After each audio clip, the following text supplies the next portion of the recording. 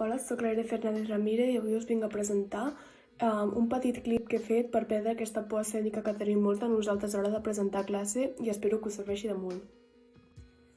Hola, soc la Irene i avui us vinc a presentar un tema que m'he preparat per l'exposició de català que es titula Els cotxes a les vies públiques i espero que us agradi molt. Hola, soc la professora Marta i avui us vinc a explicar tot el que aquesta alumna m'agradaria que sapigués abans de fer una exposició oral perquè tot no és com sembla.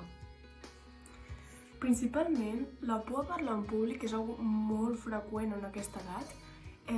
Pot anar o bé des d'un nerviosisme molt lleu fins a un nerviosisme que et paralitzi totalment i no sapiguis què fer davant de tots els teus companys o davant de qualsevol situació. Hem de saber que aquestes persones que ens envolten i tenen aquest nerviosisme tenen com una forma de comportar-se davant de la gent una miqueta estranya.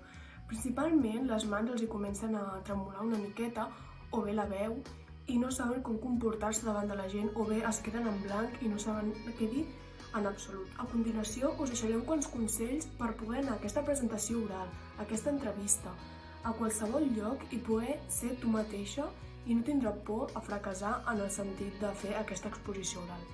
Principalment us parlaré de la manera que tenim molts de nosaltres, que és informar-nos molt bé del tema. A vegades conèixer molt el tema i saber de què parlem fa que tinguem més tranquil·litat i no tindre por a perdre el fil.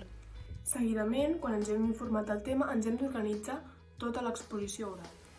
Quan planifiquem la informació que desitgem presentar, és més fàcil no sentir-nos nerviosos, estressats ni res per l'estil.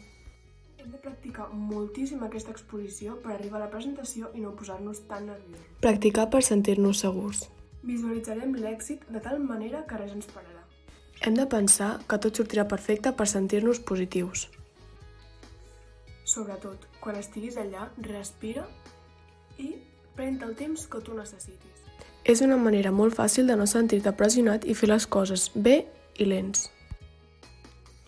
Concentra't en el teu material, que és l'important d'aquesta presentació. El públic realment es fixa en la informació. I sobretot, hi ha molta gent que està desitjant escoltar la presentació oral i que t'estima.